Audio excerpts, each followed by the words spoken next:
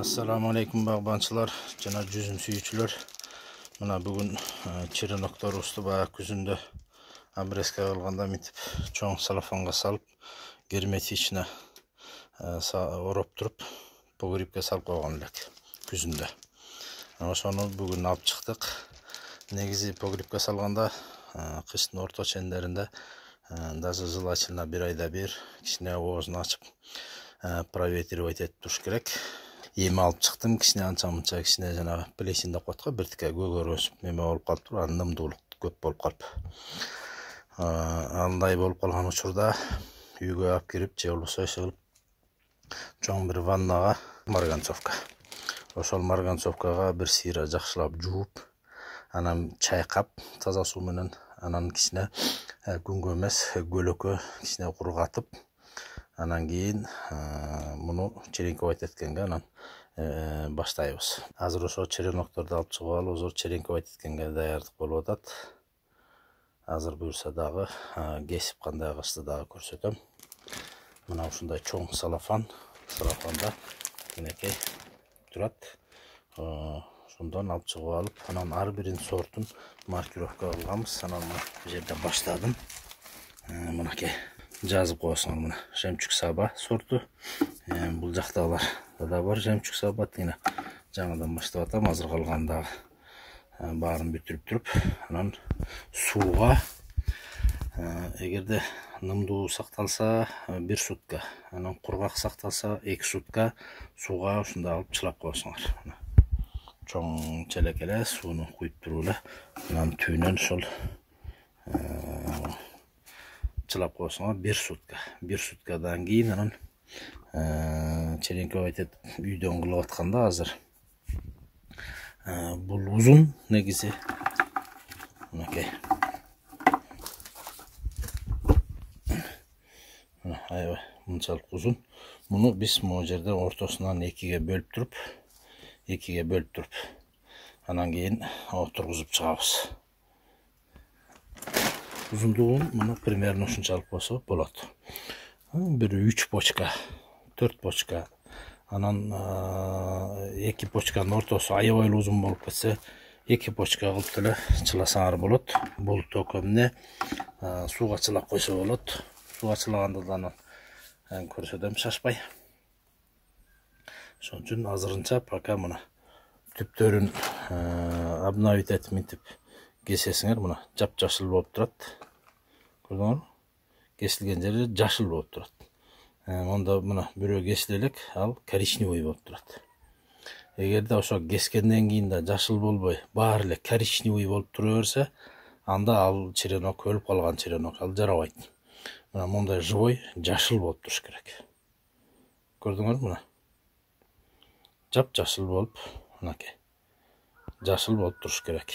Ошол жашыл болуп турса, бул живой черенок.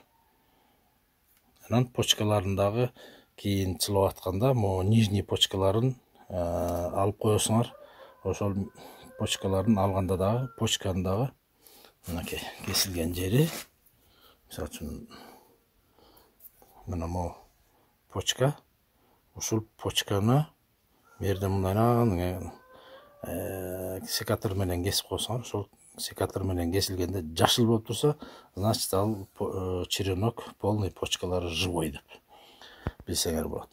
Эгерде ушул почканы мындайдан кескенде секатор менен эгерде ошондой коричневый болуп калса, анда ал черенок өлүп калган черенок. Мына баш жагында коричневый болуп турат. Мына көрдүңөрбү? Учун. Мынакей. Көрдүңөрбү? Коричневый болуп турат. Биягы мен уч жагы, өйдө жагы муну кескен жокмун. Азыр кесебиз, буюрса мына түптөрүнөн кескендери мына. Мына жап-жашыл болуп турат, мынакей. Мына жап-жашыл болуп. Бул эмне? Живой черенок. Строительный скотч деп коет. Жанагы мынакей. Ичке строительный скотч деп коет, бумажный. Ушуну менен маркировка кылсаңар болот. Бирок бул айрылып кетме жайы бар. Бирок черенковать этип атканда убактылуу 1 ай 2 айга чейин жакшы эле жардам берет. жазуусу дагы эгерде мынакей мындай перманентный маркер деп коет. Перманентный маркер. Ушундай маркер болсо өчпөйт. Мына череноктун өзүнө дагы жазсаңар болот. Виктор деген сорт бул. Атайын Виктор деп жазып койгонбуз тигине. Анан мындай да кылып койдук. Чылып атканда адашып баары аралашып кетпеш үчүн ушундай кылып туруп анан кийин салып коебуз. Баклажканы да кесип туруп, мынакей мындай кылып баклажкадан дагы ушинтип маркер менен жазып койсоңор, бул маркер дагы 1 жылга чейин өчпөйт. Жаңы жазып атканда сразу сүртсөңөр өчүп калат. Кичине кургатып туруп анан колдонсоңор, маркер менен жазгандан кийин 1-2 мүнөт кургатып туруп анан колдонсоңор анан өчпөйт мынакей. Суга салсаңар да өчпөйт. Эмне кылсаңар да өчпөйт. Бирок убакыттын өтүшү менен где-то 1 жылдан өчөт. Бул 1 жылга чейин чыдайт. Ошон үчүн көчөттөр менен иштеп атканда жалаң ушундай эмелер менен иштесеңер болот. Бумажный скотч 1-2 ай, ал деле 1,5 жылга чейин чыдайт болуш керек. Мен аны анчалык узакка колдонуп көргөн жокмун, бирок 2 ай 3 айга чейин колдонуп көрүп атам. Анан бул 1 жылга чейин болот. Бүт көчөттөрдүн баарын ушундай маркировка кылып туруп, анан жерге көмүп коесуң. Мисалы күзүндө, кышында жата берет жердин астында. Анан жазында алып чыксаң, ошол эле ойдон чыгат, өчпөйт. Бирок маркер ошо перманентный маркер болуш керек. Беркиндей да бир маркерлер бар экен, алар өчүп калат экен. Аларды дароо эле сүртсөң өчүп калат. Бул өчпөйт, перманентный деп коет. Ошону дагы билип алсаңар болот. Ошол. Дагы бир айта кетчү нерсе, бул черенокторду ушу кесип атканда мынакей почкадан түйүнөн кесесиңер. Ылдый жагынчы. Мындай жерге кире турган төмөн жагын ошо почканы эле почти түйүнөн кесесиңер. Ал эми эң учу өйдө жагын болсо, ошол почкадан желательно 2-3 сантиметр өйдөрөөк кылып туруп, анан мында кыйшык кылып кесип койсоңор.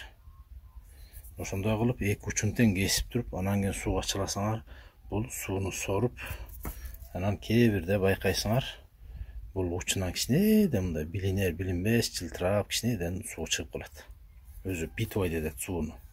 Ошентип 1 сутка, 2 сутка чылаганда. Кээ бирде билинбей да калат.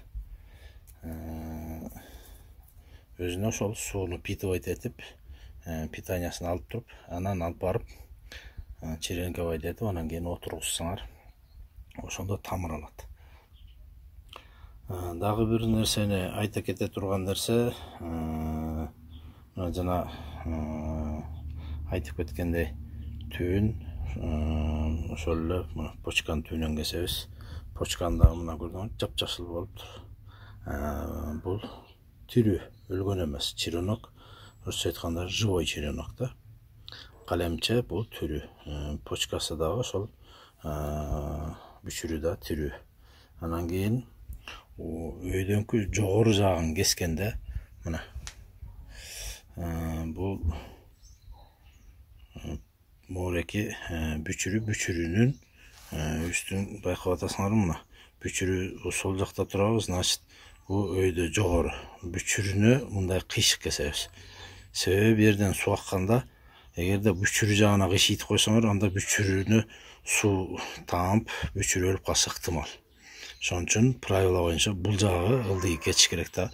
Бүчүрүнө, почкасына тийбей, суу ылдый агыш керек. Анан кийин бул череноктордун өйдө жагы кайсы, ылдый жагы кайсы, кээ бир адамдар билбей калып атат. Мына бул жерде жакшы көрүнүп турат, мына сызыкча болду, бөлүнүп турат. Ушул сызыкчанын үстү жагында болсо бүчүрү, ошол бул сызыкча ылдый жагы төмөн жагы болуп эсептелинет.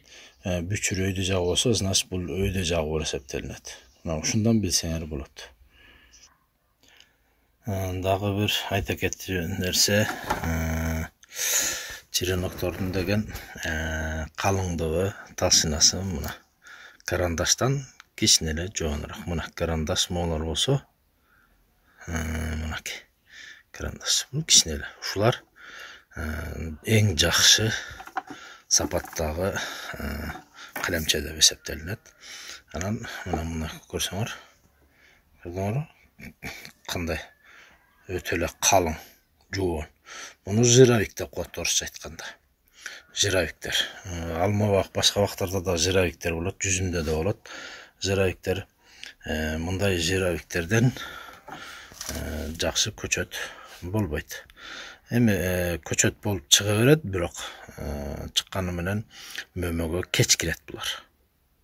Ошон үчүн мындай мынакей атайын жировиктерди дагы калтырып койдум эле, силерге ошо тартып көрсөтүш үчүн. Мынакей.